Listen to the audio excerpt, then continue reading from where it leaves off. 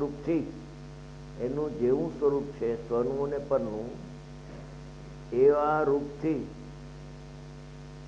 વિપરીત શ્રદ્ધાન કરે છે. આત્મા અકર્તા છે અને એને કર્તા માને છે. એ નાયકનો જ્ઞાતા છે એને પરનો જ્ઞાતા માને છે. એ વિપરીત સિદ્ધાંત છે, દ્રવ્ય સંબંધે પર્યાય સંબંધે.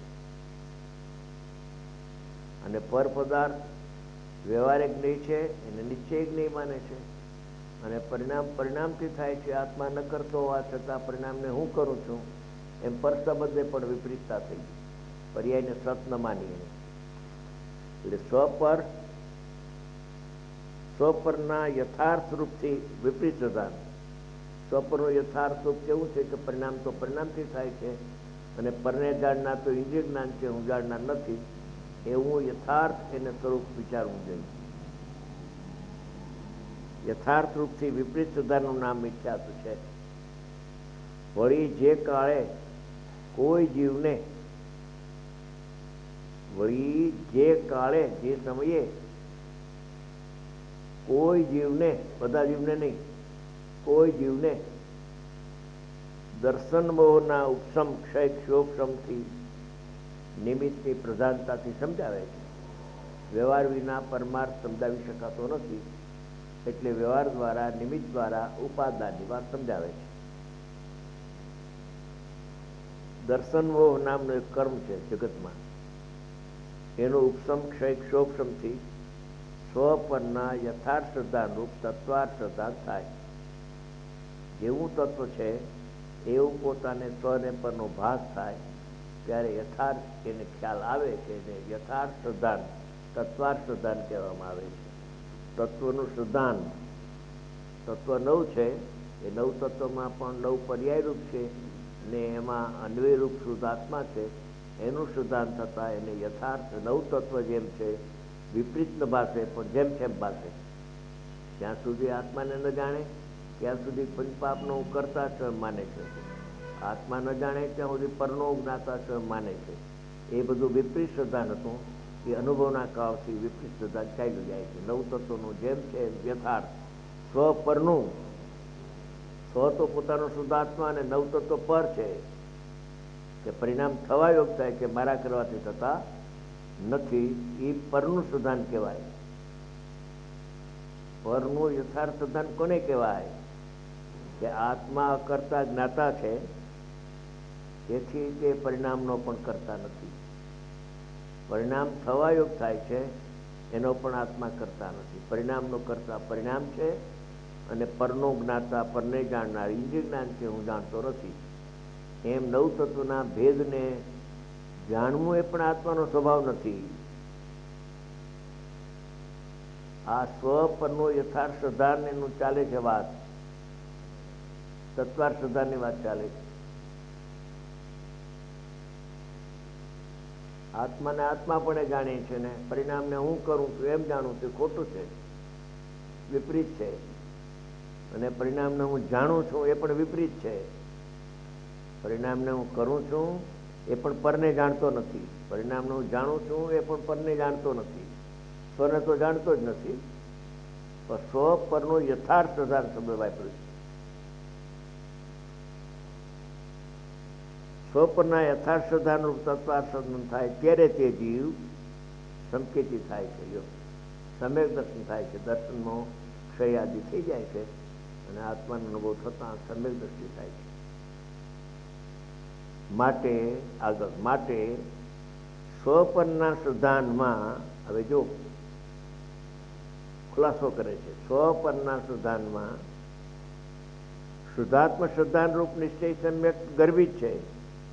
ઓલો વ્યવહાર સંકેત છે. સ્વ અને પર બેનું શ્રદ્ધાન કરવું તે વ્યવહાર સંકેત છે. એકલું પરનું શ્રદ્ધાન કરવું એ તો અજ્ઞાન છે. પણ સ્વને પરને પરરૂપ જેમ છે જાણે એનું શ્રદ્ધાન એ પણ વ્યવહાર છે. બે આવ્યા માટે વ્યવહાર છે. પણ એ વ્યવહાર સંકેતની અંદર પણ નિશ્ચય શ્રદ્ધાન ગર્ભિત રહેલું છે. એટલે શુદ્ધ આત્માનું એને ભાન છે, એની પરિણતિ ચાલુ છે અને નવ તત્વથી હું ભિન્ન છું એવું ભેદ જ્ઞાન નિરંતર સંકેતીને હોય છે. આ રહસ્યપૂર્ણ ચિઠ્ઠી બહુ સારી છે, સમજવા જેવી છે. અધ્યાત્મની ચિઠ્ઠી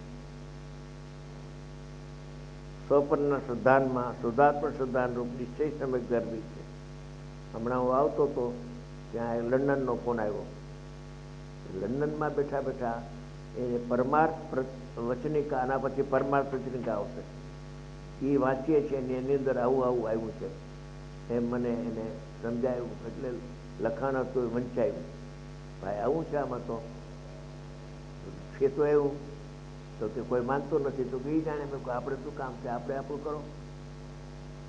એટલે કહેવાનો વારો આ સહી છે કે આવા જીવો પણ દેશાવરમાં અધ્યાત્મ રસિક જીવો પણ છે અને અધ્યાત્મની વાંચે છે પણ ખરું. ચર્ચા કરે છે ફોનમાં, અમેરિકાથી ફોન આવે એમાં ચર્ચા કરે મારી યારે.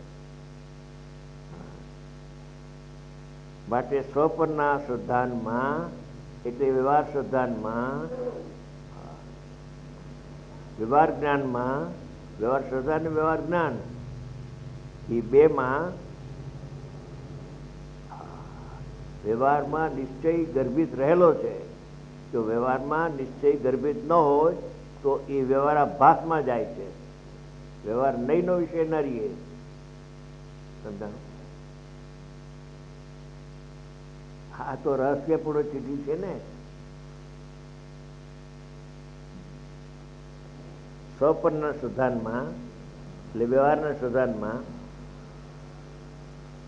શુદ્ધાત્મ શ્રદ્ધાન રૂપ નિર્વિકલ્પ આત્મા જેવો છે એવો શ્રદ્ધામાં એને આવી ગયો છે જ્ઞાનપૂર્વક.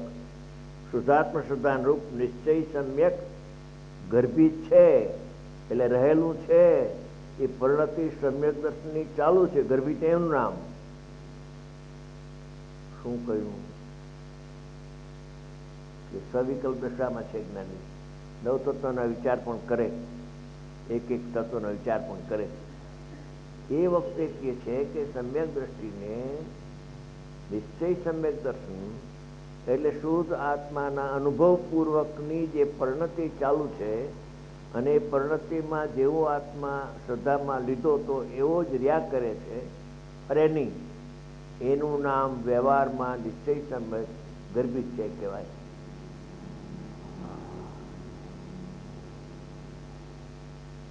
બહુ ગુઢ વાત છે, સારી. નાયક વ્યવહાર રત્નત્રયના પરિણામમાં નિશ્ચય રત્નત્રયના જો પરિણામો હોય તો વ્યવહાર રત્નત્રયના પરિણામને વ્યવહાર કહેવાય. પણ વ્યવહાર રત્નત્રયના પરિણામમાં શુદ્ધ આત્માનું શ્રદ્ધાને જ્ઞાન એવું નિશ્ચય સમ્યકને ચારિત્ર ન હોય, સ્વરૂપ નિર્મળતા રૂપ ચારિત્ર ન હોય તો બહારમાં પાંચમા આવૃત્તના પરિણામ ભળે વિરતિચાર પણ પાડતો હોય તો પણ એ વ્યવહારમાં નિશ્ચય ગર્ભિત નથી. નિશ્ચય ગર્ભિત નથી માટે વ્યવહાર આભાસ છે. વ્યવહારથી ધર્મ માને છે, નિશ્ચય ગર્ભિત નથી. નિશ્ચય ગર્ભિત હોય તો એ ચારિત્રનું સ્વભાવાચરણ ચારિત્ર એનો આનંદ એને આવવો જોઈએ. ભલે બહારમાં નગ્ન હોય પણ અંદરમાં આનંદ આવે છે. ત્રણ કસાયના અભાવ પર કોની રાજ્ય તત્વનું કઈ ભાન નહીં. હા, જે મારા જે મારે પગે લાગવા જાય, સાંભળવા જાય, શું કરવું?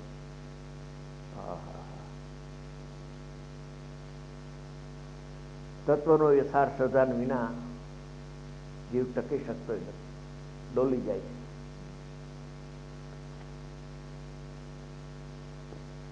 હજી વ્યવહાર શ્રદ્ધાની વાત ચાલે છે, નિશ્ચય શ્રદ્ધાની વાત.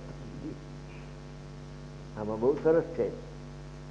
સ્વપરના શુદ્ધાનમાં સ્વ અને પર એ બે શુદ્ધાન વ્યવહાર છે. એક કરતા બીજું ભેડું માટે વ્યવહાર છે. પ્રમાણ જ્ઞાન વિશે માં શુદ્ધાત્મ શ્રદ્ધાન રૂપ નિશ્ચય સમ્યક ગર્ભિત છે.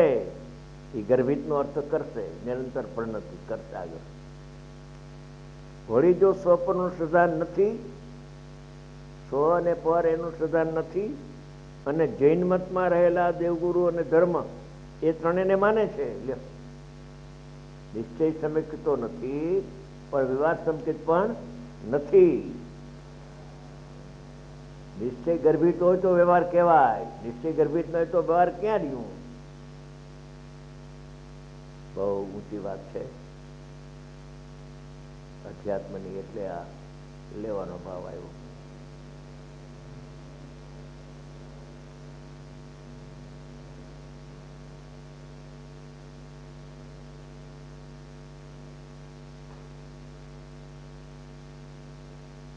અમુક ઝાડમાં અમુક ફળ પાકે છે.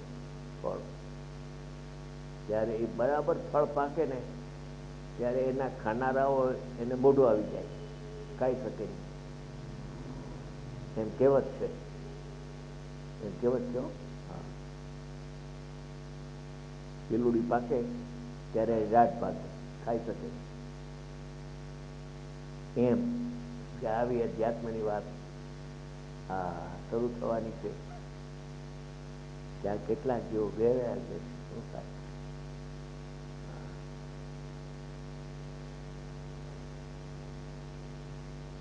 વળી જો સ્વપરનું સિદ્ધાંત નથી એટલે વ્યવહાર સિદ્ધાંત નથી. અને જૈન મતમાં અન્ય મતની વાત તો નથી. અન્ય મતનો તો અહીંયા છે જ નહીં. એ તો ગ્રહિત મિથ્યા દ્રષ્ટિ છે. આ તો ગ્રહિત મિથ્યાત્મને જેણે છોડ્યું છે અને દિગંબર જૈન થયો છે અને દેવગુરુ શાસ્ત્ર સાચા માને છે. જૈન મતમાં કહેલા દેવ, અર્યંત, ગુરુ, નિર્ગ્રંથ ગુરુ, અંદર ને બહાર નિર્ગ્રંથ, અને ધર્મ, સાચો ધર્મ, એ ત્રણેયને માને છે. કોણ? કે જેને સ્વપરનું સિદ્ધાંત જ્ઞાન નથી એને પણ જો આ સાચા દેવગુરુ શાસ્ત્રને માને છે તથા સાત તત્વોને માને છે. સાત તત્વોના નામ શીખી લઈએ, એના લક્ષણ જાણી લઈએ, જાણે છે. અન્ય મતમાં કહેલા દેવાદિવા તત્વાદિને માનતો નથી. અન્ય મતમાંથી નીકળી ગયો, સ્વમતમાં આવ્યો, સાચા દેવગુરુ શાસ્ત્રને શોધે છે. સ્વપરનું યથાર્થ સિદ્ધાંત નથી, સંકિત નથી, સમ્યક દ્રષ્ટિ નથી, અને સાચા દેવગુરુ શાસ્ત્રને માને છે. તો એવા કેવળ વ્યવહાર સમ્યક વડે તે સમ્યક્તિ નામને પામે નહીં. દેવગુરુ શાસ્ત્રનો સિદ્ધાંત તે સંકિત, ખોટી વાત છે. જેને નિશ્ચય સમ્યક દર્શન ગર્ભિત હોય એને વ્યવહાર નહીં કહેવાય. આ વ્યવહાર નહીંમાંય નથી.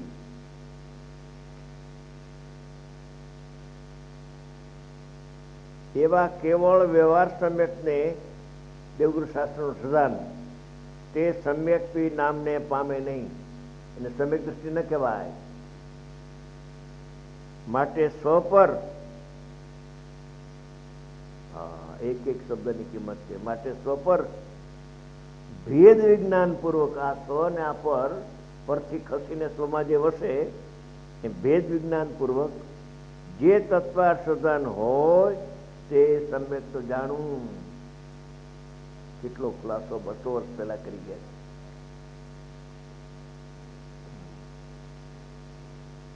પોતે સમ્યક દ્રષ્ટિ હતા.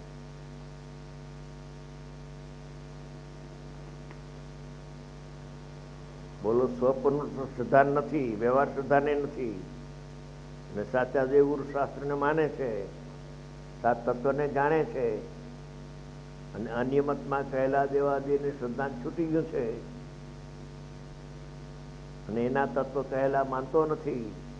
તો એવા કેવળ વ્યવહાર સમ્યક વડે, કેવળ શબ્દ માત્ર ફક્ત એટલો વિકલ્પ, એ વડે તે સમ્યક્તિ નામને પામે નહીં.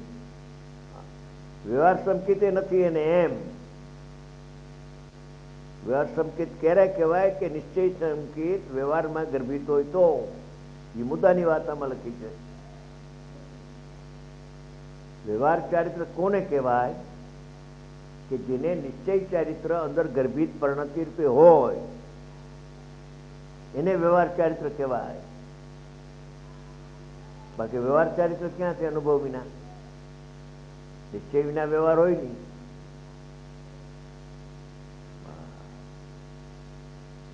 ગર્ભિત શબ્દ છે, આવશે આગળ. ગર્ભિત એટલે પરિણતિ ચાલુ છે અંદર. માટે સ્વપર ભેદ વિજ્ઞાન પૂર્વક જે તત્વાર્થ સિદ્ધાંત હોય તે સમ્યક દર્શન જાણવું.